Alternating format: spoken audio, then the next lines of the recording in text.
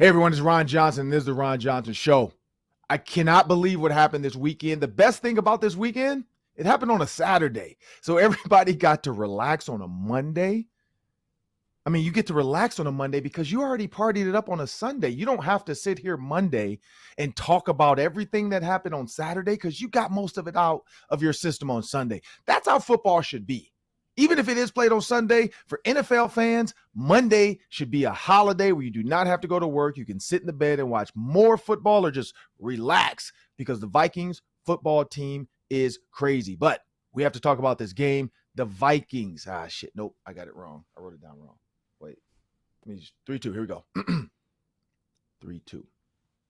Hey, everyone, it's Ron Johnson. This is the Ron Johnson Show. And we have to talk about this weekend. Vikings, Colts. It's history. And Kirk Cousins did it twice. There's been 24-point comebacks, and one quarterback did it twice. Kirk Cousins. Is he the best quarterback in comeback history?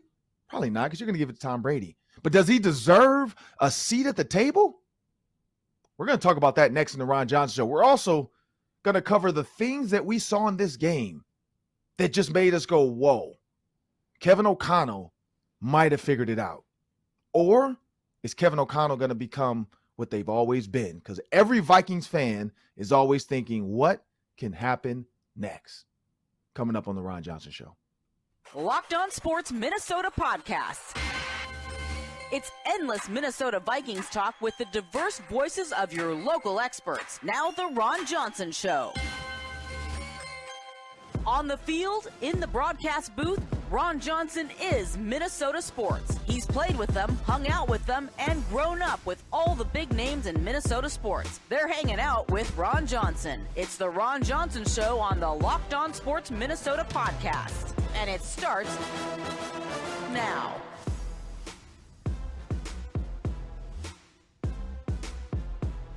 Hey, everyone. Welcome to the Ron Johnson Show on the Locked On Sports Minnesota Podcast Network. I'm your host, Ron Johnson, and it's a beautiful Monday, but not because of the weather, not because the sun is out. No, because the Minnesota Vikings are NFC North champions. Everybody was hoping, because this is the thing. I don't know if you guys watched, but the Lions found a way to win again. The Lions won again. So that meant if the Vikings had lost to the Colts, there'd be another week where the Vikings would have had to wait to become NFC North champs. Just like I said the Lions are going to figure this out. They might get into the playoffs. Their 21% chance of getting the playoffs just went up. I don't know what, I think it's 31% now. It keeps going up every time they win, and every time teams lose, they need to lose. Commanders played.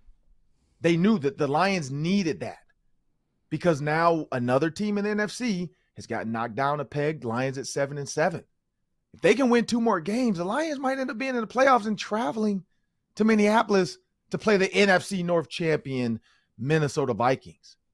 But this game had so many moments in it that you just had to sit back and be like, man, for that 67,000 group of people that were in those stands, plus the media members, I mean, you guys just witnessed history. There's never been a team to come back from 33 points down, and the Minnesota Vikings have done it. I know when you work for Minnesota or you live in Minnesota, you just feel like you're a part of something, but you have to look at other teams in the NFL. Nobody's had as many moments, I feel like personally, than the Vikings. The Buffalo Bills have, but the wrong way. 4 Super Bowls, they lost. That's not the way to do it. But the Minnesota Vikings, you got the miracle. You got the Buffalo Bill game that everybody keeps talking about and the Justin Jefferson catch. You got the 33-point comeback. I mean, the Minnesota Vikings have put out some great moments. Now, we do know there's the immaculate reception with the Steelers. My dad was part of that team and in those conversations.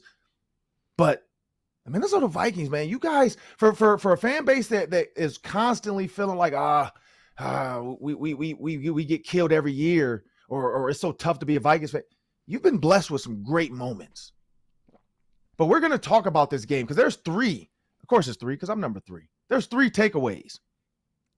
There's 3 takeaways from this game that I have to talk about.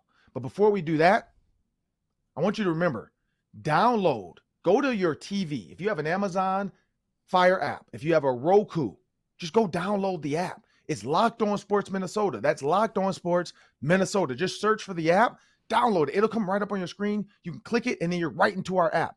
You can get all of our shows, all of our videos, see all of our faces. You can see my Grinch t-shirts for the week. I can't wear a Grinch shirt every week, but I got a lot of Grinch shirts because my family, they call me the Grinch. Not because I want to ruin Christmas, just because, like, I don't like spending money. I'm cheap. So people are like, oh, you're not the holiday cheer guy. No, I don't want to put up lights.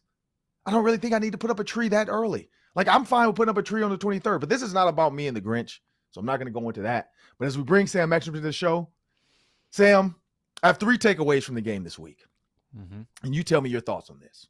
My first takeaway, Sam, because everybody wanted to figure out how to fire Ed Donatel. And I wasn't a proponent of firing. I said with Mike Pettin on that staff, there has to be a way for Mike Pettin to be able to call the plays because he's done it as a defensive coordinator at a high level really well. But Ed Donatel, my first takeaway is Ed Donatel found a way. He found a way, people. I don't know what he did. I don't know if Mike Pettin helped him out, but he did get after the quarterback a little bit. He did blitz a little bit. I mean, now Matt Ryan can't run, so that's an easy decision as if I'm a defensive coordinator. Like, if there's any week I'm a blitz, this is the week. Because Matt Ryan can't run out of sight in 2 days. So you can let him go. Like, he reminds me of one of those movies where the guy with the great shot with a gun says, all right, take off running. And he sits down, has a drink at a bar. Feels like one of those old Westerns. You know who I'm talking about. He says, take off. And the guy runs out the bar. The saloon doors are shaking. And then he sits down, has him a drink, looks at a couple people, winks at the gal, flicks a doubloon, because that's back in the day, flicks a doubloon at the bartender, gets up with his gun, goes out there. Dude's now been running for about 5-10 minutes, and he's still within sight of this sheriff's range. Pow, shoots him. And then he comes back into the bar and finishes his drink. Like, that's where Matt Ryan falls for me with speed. Like, I feel like Matt Ryan, you could let him run, and you could sit down and have a drink. You could have an appetizer. You can get up, get your scope out, and Matt Ryan is still in your sights. And so if I'm a defensive coordinator, that's how I would have felt this week. But Ed Donatel, here's some stats for you, Sam, to kind of chew on. Yep. He didn't allow a 100-yard rusher this game. He didn't allow a 100-yard receiver this game. He didn't even allow not a 300-yard quarterback. He didn't allow a 200-yard passer this game. Under 200 yards passing. We were killing him for week after week after week of allowing a 300-yard passer. Not only did Kirk Cousins throw for 460, and that's what's so crazy about this game. Kirk threw for 460, and that's not even one of my takeaways because it just feels so like, that's Kirk. Like, I'm no longer putting Kirk in this like, whoa. Like, Kirk, we know you could throw for 400 yards. Like, the coaches I hung out with, Cato June, Reggie Wayne, Ron Miles, the DB coach, they all said it. Cato June said it on our show. Kirk Cousins can make all the throws if you give him time. And that's every quarterback, but not really. Because there's some quarterbacks, you can give them all the time in the world, and they still can't make the throw. Zach Wilson. So if you think about this, if you think about what this team did, Ed Donatel, he found a way, Sam. I don't know. What do you think about that one? I think he deserves a lot of credit for the second half, where it's not like the Colts gave him the ball. I mean, the Colts weren't running it every single time. They still tried to pass. And even late into that game, they were passing a decent amount, and the Vikings were stopping them almost every time. How many first downs do you think the Colts had in the second half? 3, 4? That's a small number. I think that from what I read, the Vikings brought pressure 12 times in the second half and really forced Matt Ryan's hand. They forced a fumble at one point on Matt Ryan, couldn't recover it. They forced him to throw one kind of straight up in the air that could have been intercepted. They gave themselves chances to get some more takeaways in that second half, but I thought that they rattled him, and I really felt in that second half like the defense was absolutely going to get it done. I actually had faith in them in the second half, which is a weird feeling, which I haven't had for this defense in a while. So maybe that unlocked something with Ed Donatel, like, hey, this works. Whatever I was doing, like playing with that kind of desperation and not being afraid that we're going to get passed on if we blitz, maybe that will help him play call in a more normal game, going forward here the last 3 weeks. Yeah, when you look at Ed Donatel and you bought that up with the first downs, third quarter, they only allowed 3 first downs. Fourth quarter, they only allowed 3 first downs. The magic number is 3. It was a Ron Johnson type of day. You look at the Vikings. 10 first downs in the third quarter, unheard of for them, and 13 in the fourth. 13 in the fourth. That's 23-6 first down ratio. That's ridiculous. I mean, that's what it takes to come back from 33 points down. And so all that goes to Ed Donatel. Ed Donatel only gave up one touchdown the entire game. There was a punt block. That was a touchdown out on him. There was a pick six. That's a touchdown out of him. And I'm sorry for the people that follow me on Twitter. I apologize because at that moment in the game, I tweeted out, because I think everything had went wrong at that point. There was a punt block. There was a fumble. And so I just tweeted out like, man, what's the worst that could happen? And everybody, of course, like, dude, don't ever do that. This is the Minnesota Vikings. Worst can happen. And I said, well, at least there hasn't been a safety and there hasn't been an interception. That was my tweet. Go back and look at it. It's 3 Ron Johnson on Twitter. I said there hadn't been a safety and there hadn't been an interception. So you guys are good to go. 2 minutes later, there was an interception. My Twitter mentions got flamed. Like everybody was tweeting jinx, all this other, like, it's my fault. You put this into the air. And honestly, I was just trying to find some positives because, like, Luke Braun, for instance, negative as hell. We know Luke Braun is negative. He's tweeting pictures of Danielle Hunter in a Packers jersey and all this other crap, like, negative. So I was trying not to be that guy. I was trying to, because I was literally speechless when I saw the score keep going up and up and up, and the Vikings couldn't score, couldn't move the ball. And so then after that fumble, I think, or the punt block, and then the Vikings get backed up into, the punt. They force a punt, sorry. And that's when I was like, oh, you know what? Here we go. They have a chance. And then I'm like, oh, wait, they're on the 2-yard line? And I'm like, well, nope, they'll run the ball, and then they'll punt. Nope, pick six. And the pick six, people, we can break that down in the next segment as well, but it was a little bit on Jalen Reagor, I have a feeling, because when he stops and hooks up, it's zone covered, so there's no reason to move. You uncover when it's man. You sit when it's zone. It was zone, and he moved. Kirk threw it to where he was, not to where he was going, because there was no reason to run because the 2 linebackers were in zone. And so that was just a misunderstanding of coverage. Jalen Reagor being new, so people have to remember that. He is new, so understanding the coverage play, which is hook, if it's man, uncover, meaning there's a guy on my back, now uncover. Well, if it's zone, there's no reason to uncover because nobody's on your back. So you hook up and then you just play basketball and you post up the guy, the linebacker within your area behind you. Jalen Reagor, if he stays there, he catches that and he gets hit in the back. Okay, let's move the chains or have a chance to get a first down. Nope, he moves, ball goes right to the DB that's in coverage there, playing zone, and and then people flame my tweets. But when you think about that, think about this defense. Ed Donatel gave everything he could. He did his job. He red zone, I think it was like 1 for 4 in the red zone. He gave up 5 field goals. You know what I mean? Like it was all 15 points were field goals. Like his defense was bending but not breaking. He wasn't giving up big chunk plays. DBs weren't getting beat deep. So whatever they did to keep it simpler and get after the quarterback, they did it. Now, it didn't look great because the pick six and the punt block. You take those 2 out of there, the Vikings probably come back in the third quarter. Like, I think the third quarter would have been their comeback because it wouldn't have been as bad. Like, who knows? Again, butterfly effect. But you can't give up 33 points. Sorry, you can't. What did I tweet?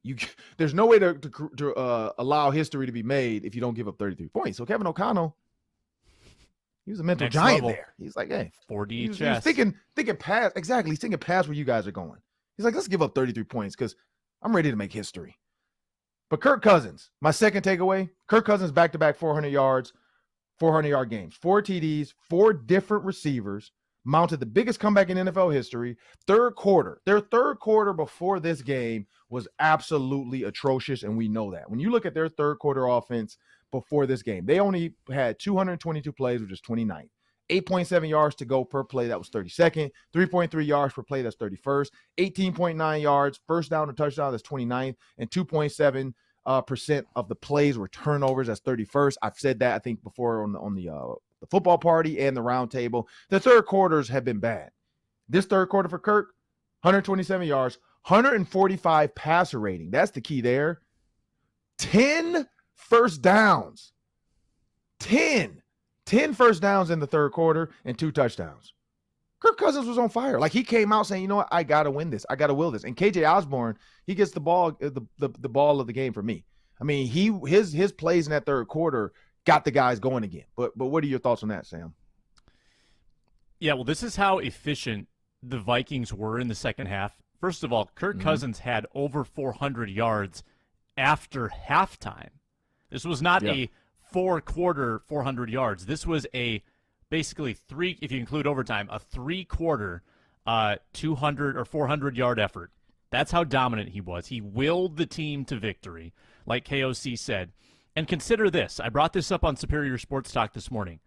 The Vikings were so good on early downs that over the course of that entire comeback run, when they would have gone for it, in most situations on fourth down, they didn't have to convert a single fourth down because they were moving the ball on first and second down. They didn't have any fourth downs except for one. Late in the game, 4th and 15, Kirk tried to scramble and got tackled. But they didn't have to actually convert a fourth down for the entirety of that comeback. How crazy is that? And I think that the third downs are pretty low, too. I think they only had about 6 in the entire comeback. So that, to me, just demonstrates that, number one, the offensive line was protecting. I mean, I know they gave up 7 sacks in the game, so the bottom line looks bad. But Kirk Cousins had a lot of time in key moments in that second half where he could drop back, get through his progressions. Think about the 2-point conversion. Like, Ed Ingram on that play, he was absolutely destroying his guy.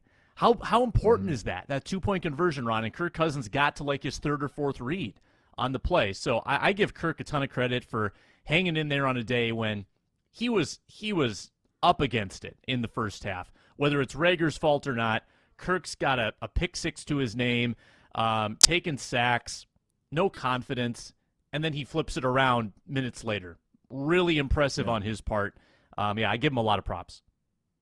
And my last takeaway, and I alluded to it already, KJ Osborne. He's my third takeaway. He gets the game ball for me. His effort, awesome. Kirk Cousins, 460 yards, awesome. But there's the thing. 10 catches, 157 yards, 1 touchdown, 16 targets. This was his first 100-yard game. This was his first 100-yard game in purple. At halftime, KJ Osborne had 2 catches for 16 yards, 5 targets. 11 more targets in the second half turned into 8 more catches and a lot of yards. 141 yards in the second half. 141 yards in the half. Like, that is crazy when you think about how much production was needed to hit that number. So KJ Osborne gets it for me. KJ Osborne now, and people are going to start having this conversation. I'm looking forward to it on Vikings Game Day Live this week. On our show even, we can bring this up. KJ Osborne is vying for wide receiver 2. Like, I think he gets a serious nod and look at wide receiver 2. I get Adam Thielen, and I love Adam Thielen. He's a friend of mine, great guy, done a lot for me over the last 8 years doing this show and doing other stuff. But like KJ Osborne, you can't deny the same way Adam Thielen knew, like, okay, I got to give the nod to Stephon Diggs, or I got to give the nod to Justin Jefferson. It's almost time to give the nod to KJ Osborne, because when you see his speed, and this is the thing, I think a healthy Adam Thielen, we wouldn't even be questioning this. Adam Thielen is not healthy. You can tell by how he runs. You can tell how when he gets tackled, the grimace, how long it takes him sometimes to get up after a tackle, how he limps after every hit now. He's not 100% healthy. And that's everybody, though. Za'Darius Smith is not healthy. Danielle Hunter's not healthy. Harrison Smith's not healthy. Like, this is what football is about in week 15, 16, and 17. It's who can limp across the finish line. It's like Ricky Bobby. Your car might have broke down, but you got to run.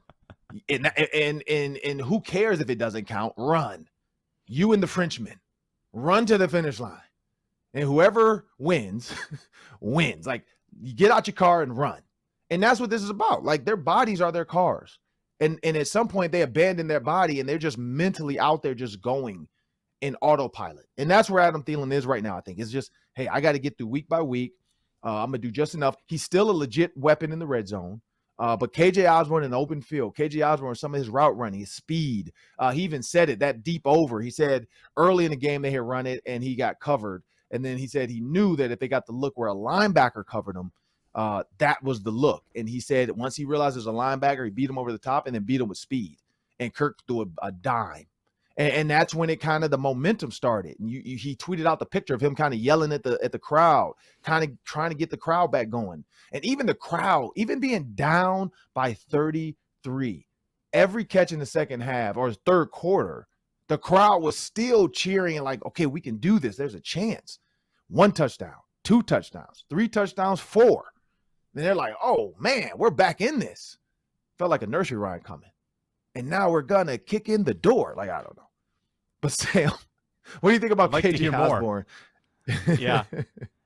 What do you think about KJ Osborne? Osborne was great. And KOC said after the game, like, or no, it was Cousins actually. Cousins said he could do that every week. Like if we gave him more opportunities, he could make those plays on a regular basis. And I think they're running into the inevitable, which is Thielen getting older, wearing down, and needing to eventually replace him. And with the way the contracts work out, I'm not sure if it's next year that officially happens or the year after. But Osborne's a piece you want to hang around here, and he's got 1 more year left on his deal. Underrated play for Osborne, Ron, in this game, late in overtime. The coach just talked about this. A tie wins them the division. So they didn't necessarily need to score the field goal if they just wanted to clinch the division, get out of there with a tie. And there was a second down with 1:11 to go, 15 yards to Osborne. But that doesn't tell the whole story. He caught the ball in the flat, and then he blasted his way through a couple of Colts, gained yards after the catch, got up around the 40. And I think that's when it kicked in for the Vikings that, all right, we're going to go win this thing. If things had gone badly, if they had faced like a tough third down, I think they waved the white flag. I think they play for a tie. But Osborne's catch and run in overtime allowed them to go for the win. So of his 10 catches, I guess he had a lot of big ones. That was one of the biggest ones in terms of winning the football game in OT. Yeah.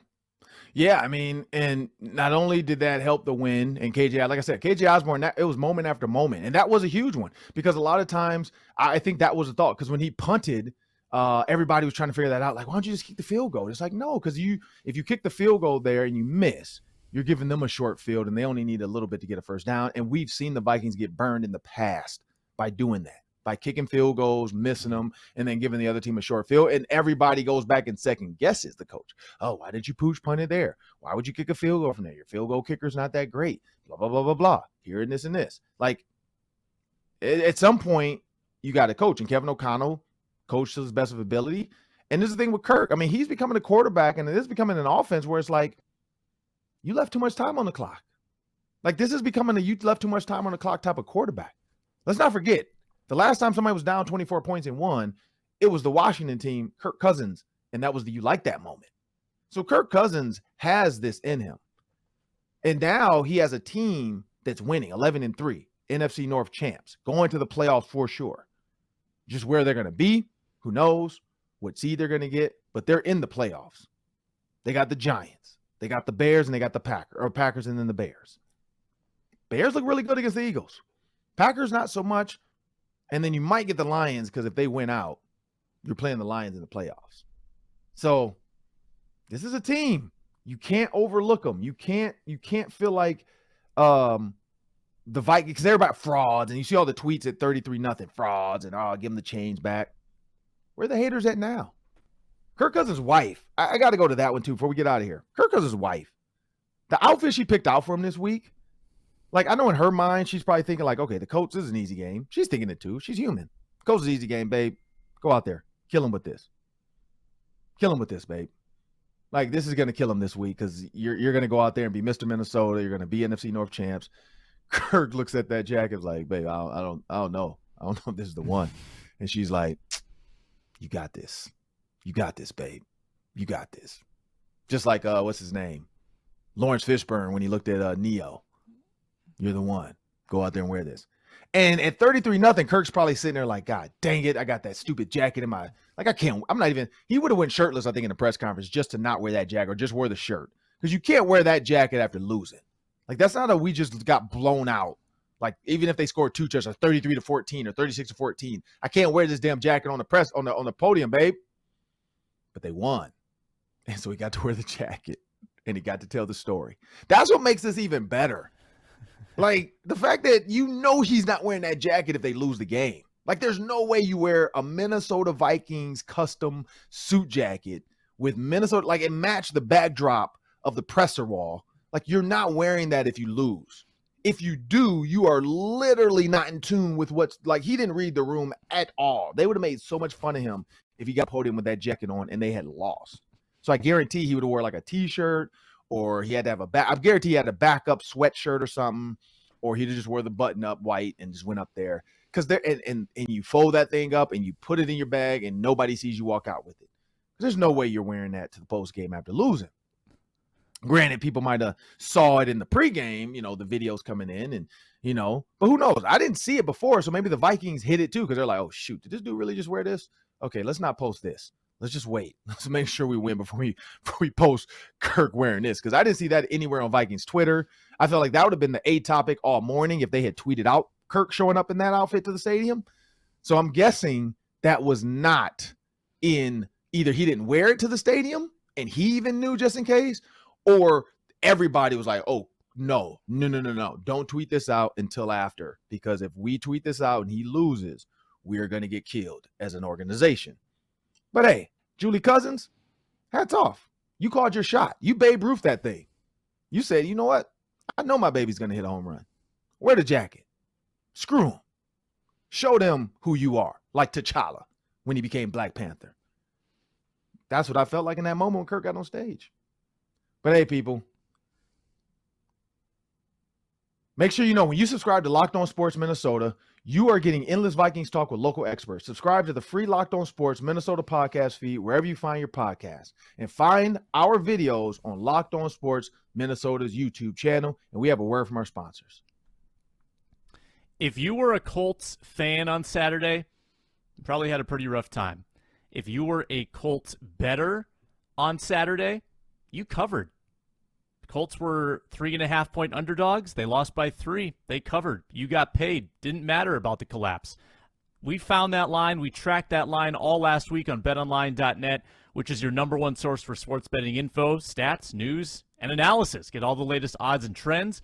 It's college bowl season, NBA and NCAA basketball, and all the NFL lines, of course, at betonline.net. Looking ahead to Vikings-Giants. Vikings favored by 3.5 against the New York Giants on Saturday. Same line as against the Colts, which is weird because the Giants are way better.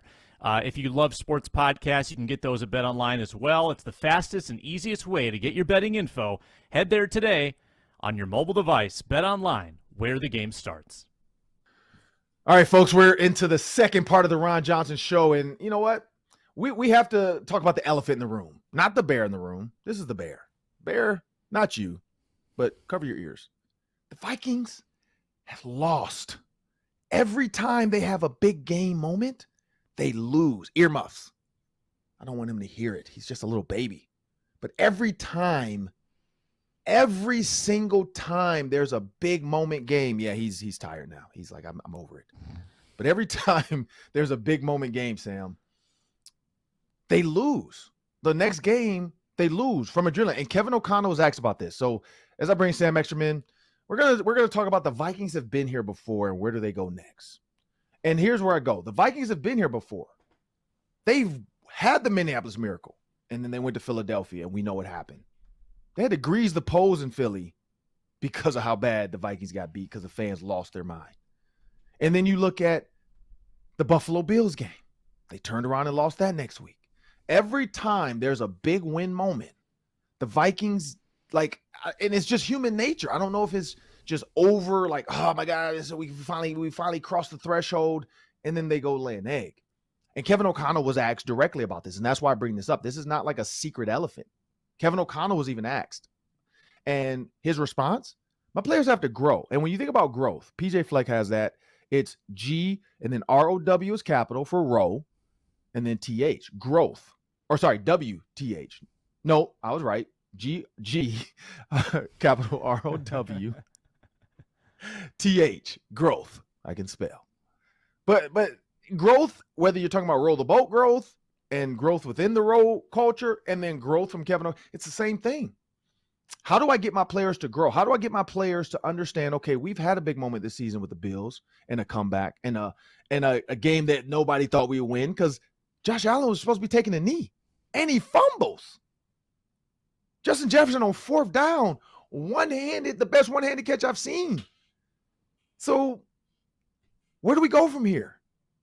Here's the answer. Kevin O'Connell, I think, has one blessing on his side. It's a Saturday game, and it's Christmas Eve. That means the minds are not even tired from the game. They're not even thinking about the last game. They're thinking about, how many tickets do I have to get my grandma and her friends? How many tickets do I have to get my wife and her sisters and cousins? What are we doing for Christmas dinner the next day? Is the tree up? Are the kids' presents wrapped? Did the gifts show up that we ordered on Amazon? I don't know. But that's the big key, is that they don't have to worry about the game. There's going to be a whiteout. They're going to walk into that stadium. It's going to feel like snow. It's falling in the stadium. It's going to look like snow all around the stadium, people. I know I am excited for that. I'm going to be wearing, because I got my my gift package. I got my gift package from Unreal. So I got the all white. I can't show it yet. It's not supposed to hit the stores and the people's faces until 11/21, but I got it. So I'm wearing it Sunday. I'm going Sunday relaxed. I'm wearing the hoodie and I'm wearing my suit. And I'm going to have my all white Air Max 270s. Be really relaxed indoors. It's going to feel like snow. But here's where I go with this, Sam. How do they overcome that? How do they overcome that? That's one way. Here's the second way. You go out there and you do what you did in the third quarter, which is you go up-tempo offense. You blitz the quarterback. You play simple coverage, keeping the receivers in front of you. You make sure Harrison Smith is healthy, because we know that's a big part of this defense and confusing the quarterback. And when it comes to Saquon Barkley, and if it's a coverage, a personnel where it's only two receivers and there's a fullback and a tight end or two tight ends, they're probably going to run the ball. So you put all those hats in the box. You back your corners off and play off, because Daniel Jones is not a guy that's going to beat you deep.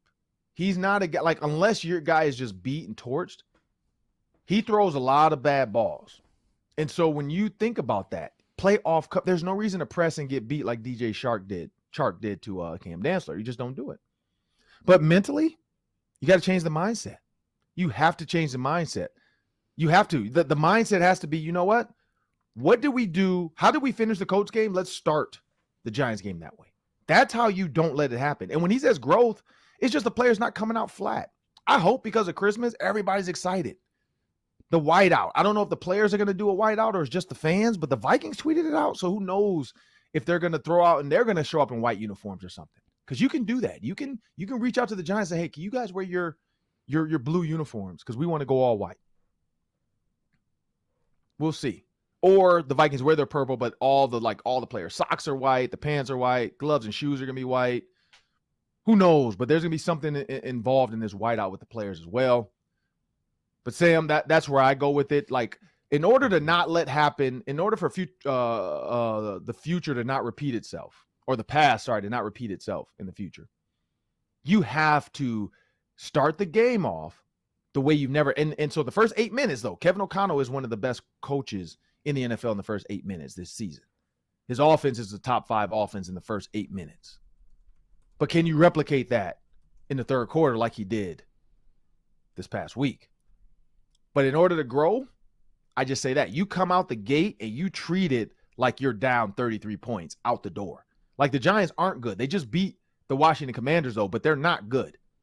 But you come out the gate and you say, you know what? We're down 33 points, fellas. Like, that's how you tell them, hey, we're down 33 points. We're starting this game like that. Play like you're down 33 points. Play like you have to do everything to win this game. But what do you think? What is your thoughts on that, Sam? Well, if you look at their losses against Philly coming off Green Bay and then against Dallas coming off Buffalo, those are teams that'll punish you because they're so good. Like, they'll take your vulnerability or they'll take your lack of focus and they will just destroy you. New York's not going to destroy you. They hadn't won a game since November 13th until last night. Their offense is the weakest part of their team. Their defense is pretty good. Their coaching is good. I'm not scared by their offense at all. So I don't think that they have the ability to really put you away. So I think that's good. I mean, I don't think they're going to get the doors blown off by a Giants team because I don't think the Giants have it in them. Yeah, I'd like to see special teams really set the tone because they have taken a little step back of late, and they were a big reason why things got out of hand against the Colts. Big kick return to start the game, block punt, just lacks in coverage in those units. So, and that's a group, that's a unit that can really create a lot of energy, right? Is when you cover a kick really well, when you have a big return. That's what I'd like to see against the Giants. And getting off to a good start, you're right.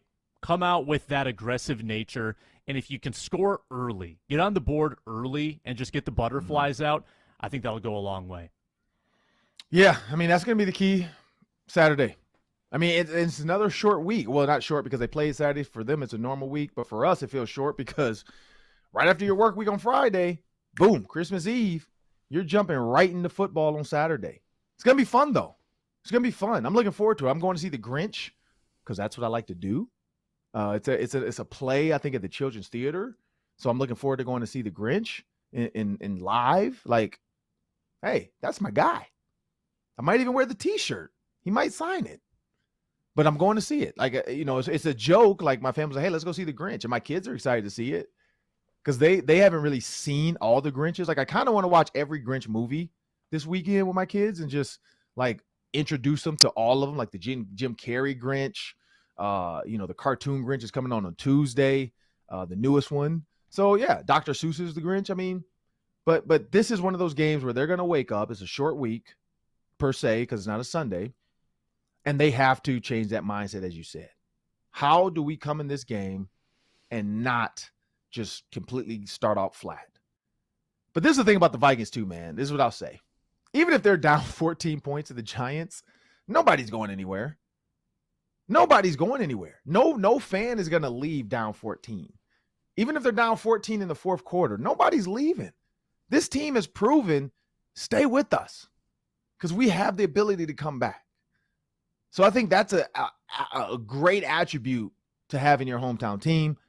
But we got the Daily 3 coming up next. Gotta love the Daily 3. Myself and Sam, we're going to go through it fast paced.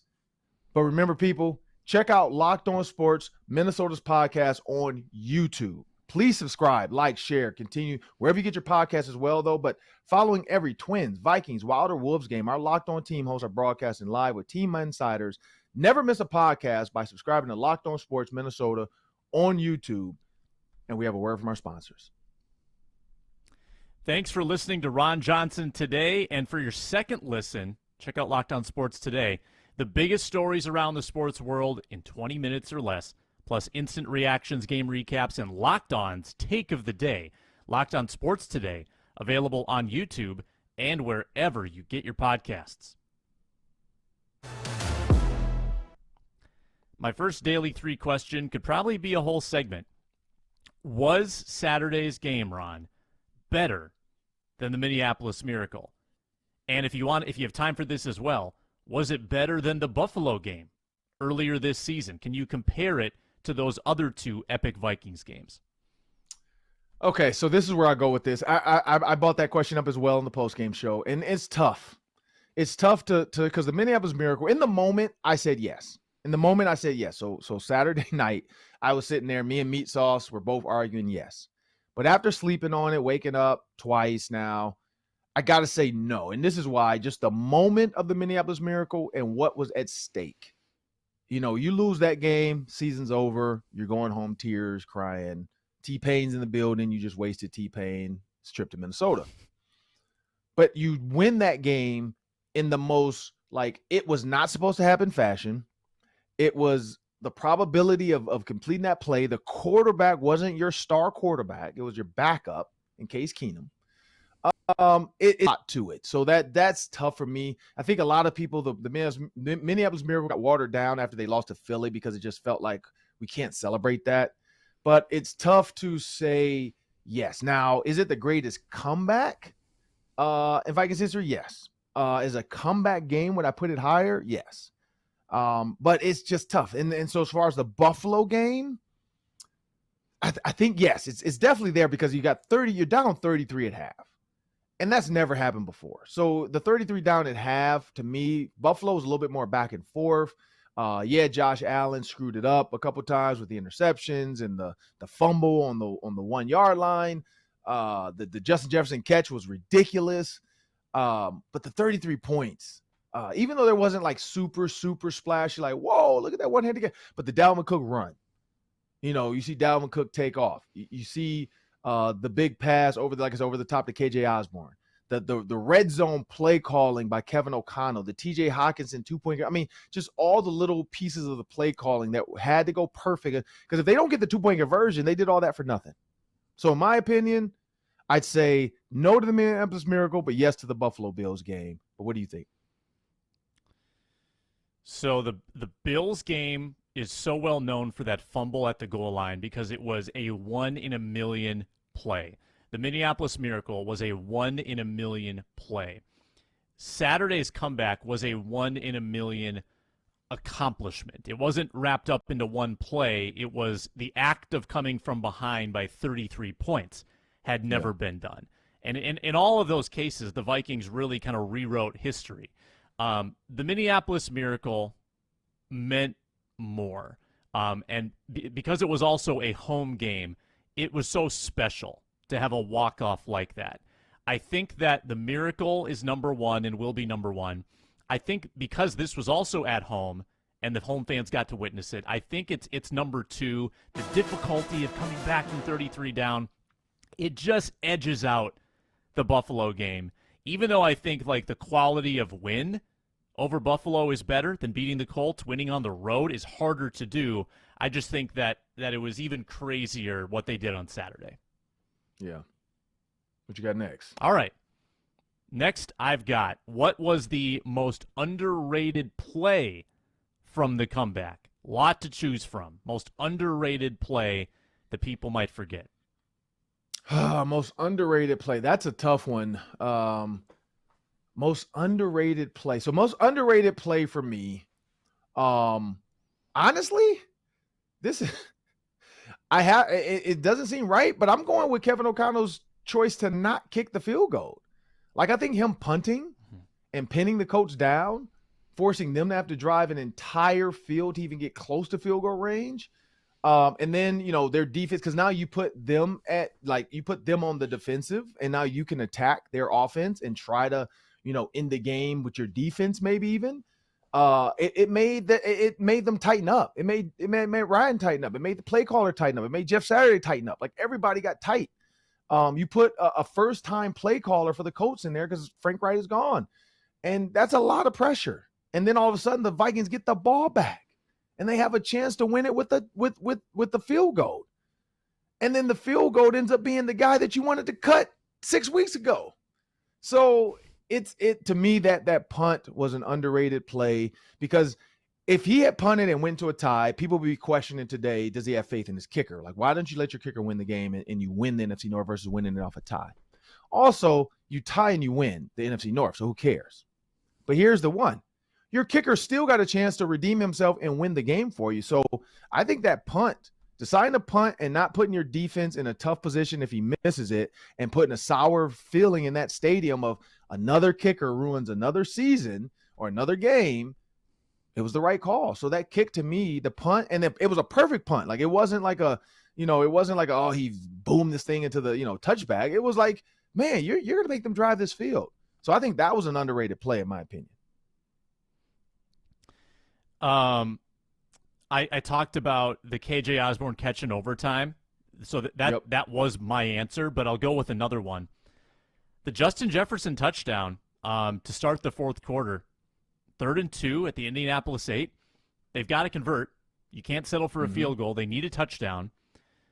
He runs a sick route on Stephon Gilmore and completely shakes him out of his socks, scores from 8 yards out, prevents them from having to face a 4th down inside the 10 that could have been the ball game right there. Mm-hmm. They had to score a lot of touchdowns, so some of these kind of get lost in the wash, but Justin Jefferson's route on Gilmore was crazy.